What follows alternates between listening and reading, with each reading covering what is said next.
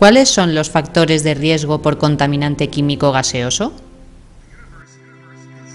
En primer lugar, el tiempo de exposición, que es el tiempo efectivo y real en que el contaminante ejerce su acción tóxica sobre el organismo. Y luego, como segundo factor más importante, está la concentración de este contaminante en el ambiente de trabajo, que va a venir condicionada por la cantidad de este y por el tiempo de exposición. En cuanto a las vías por las que pueden penetrar estos contaminantes, está la vía inhalatoria, que es la principal porque cualquier sustancia que hay en el ambiente puede ser inhalada. En segundo lugar, y cuando estamos trabajando con gases y vapores, es muy importante la vía dérmica, ya que la piel es una barrera muy importante que para el paso de contaminantes a la sangre, pero muchas veces es permeable. Protección de los trabajadores. Para establecer medidas para proteger los trabajadores, en primer lugar lo que tenemos que saber es si existe riesgo en el puesto de trabajo. Para ello tenemos que hacer unas mediciones y conocer a qué concentración está expuesta el trabajador.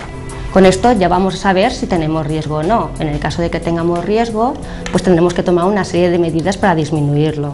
En primer lugar, es necesario o se debe tomar medidas sobre el foco emisor del contaminante para evitar que se produzca, o si se produce, para que no se propague al ambiente de trabajo. En segundo lugar, se deben tomar medidas sobre el medio de difusión para interferir en su difusión. Y en último caso, si aún no hemos conseguido disminuir el riesgo, lo que hay que hacer es proteger al trabajador para evitar que el contaminante penetre en su organismo. Situaciones más frecuentes. La situación más frecuente en la que vamos a tener exposición a vapores va a ser cuando estemos manipulando disolventes, que son sustancias generalmente orgánicas que se caracterizan por ser líquidos volátiles con una elevada presión de vapor, lo que condiciona que enseguida pasen en forma de vapor al ambiente y que estén presentes casi en todos los lugares donde se utilizan. Los disolventes normalmente son mezclas de compuestos químicos, por lo que tienen una composición muy variable en cuanto a componentes, en cuanto a proporciones. Normalmente son poco polares, por lo que no son solubles en agua, y una característica que hay que tener en cuenta es que suelen ser líquidos combustibles, por lo tanto la mezcla de vapores que se van a producir suelen ser inflamables. ¿Cómo debo actuar ante un accidente? Cuando se produzca un accidente, incidente o emergencia debido a la presencia de sustancias químicas peligrosas en el lugar de trabajo, el empresario debe haber planificado qué actividades hay que desarrollar. Debe haber previsto qué es lo que puede pasar, quiénes van a actuar, cómo voy a actuar y con qué medios. Luego, nunca se puede dejar a la improvisación cómo actuar en este caso, en estas situaciones que se puedan producir. Entre las medidas que debe de adoptar es dar formación a las personas que vayan a intervenir en estas actividades, dotar de los medios necesarios en función del tipo de riesgos que voy a tener y de la gravedad de las consecuencias, en función de la magnitud de esas consecuencias, el establecimiento de sistemas de aviso y comunicación que sean precisos, y luego la organización de las relaciones con los servicios externos, en particular en cuanto a primeros auxilios, atención médica de urgencia, salvamento y luchas contra incendios. Indicar también que en las fichas de seguridad de todos los productos químicos tenemos varios puntos donde en uno de ellos nos van a dar unas nociones básicas para actuar en caso, unas nociones básicas de primeros auxilios. Nos van a decir síntomas que se van a producir y unas instrucciones básicas según la vía de exposición del contaminante químico. ¿Cuáles son las medidas necesarias para prevenir el riesgo?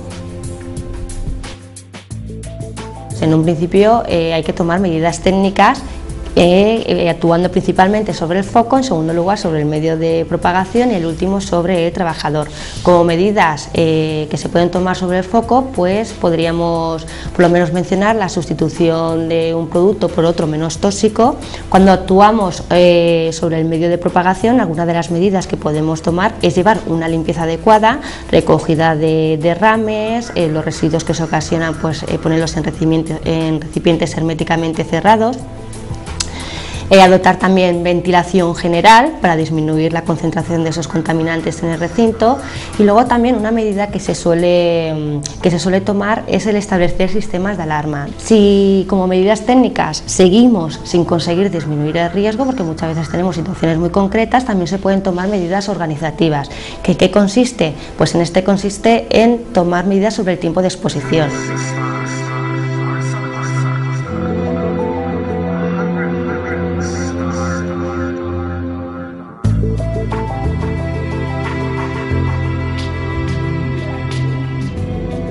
Yo diría que afortunadamente la prevención de riesgos laborales ha dejado o está dejando de ser una imposición y está implantándose la cultura de la prevención.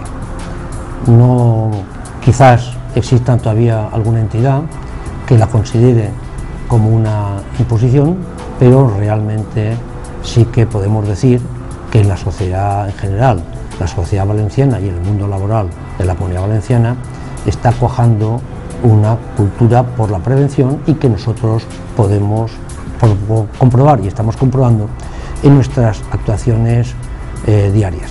Pero lo que sí que es cierto es que debemos de seguir impulsando y potenciando esa cultura preventiva.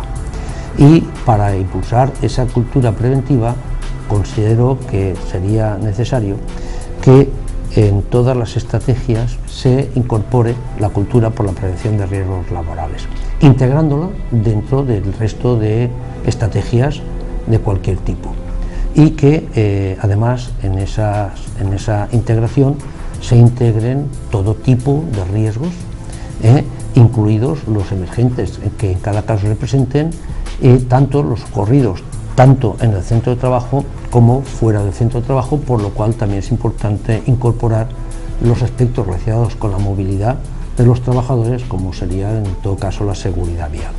En definitiva, con las campañas de difusión e impulso de dicha cultura, con ese establecimiento transversalmente de la cultura de prevención en el resto de estrategias y con esa potenciación de todos los riesgos, es cuando considero que con ello conseguiremos una verdadera cultura de la prevención, no solamente en las empresas, sino en la sociedad general.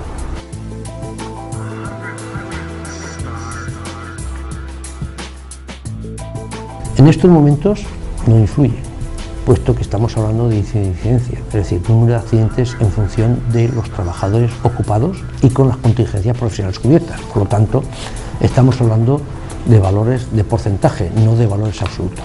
En los momentos de crisis sí que es cierto que cabe una tentación de bajar los niveles de prevención de riesgos laborales, o dentro de los ahorros que tienen que hacer las empresas, reducir algunos aspectos relacionados con la prevención de riesgos laborales.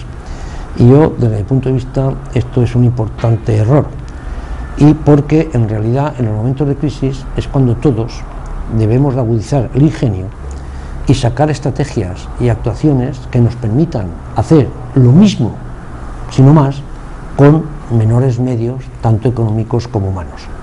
Creo que en estos momentos es importante, puesto que en realidad los costes de la no prevención en momentos de crisis pueden suponer y ser mucho más gravosos para las empresas que en los momentos de bonanza económica, puesto que los costes de la no prevención en una empresa pueden sacarla del mercado laboral y pueden reducir terriblemente su competitividad, que puede hacer cuestionar su propia subsistencia en el mundo laboral.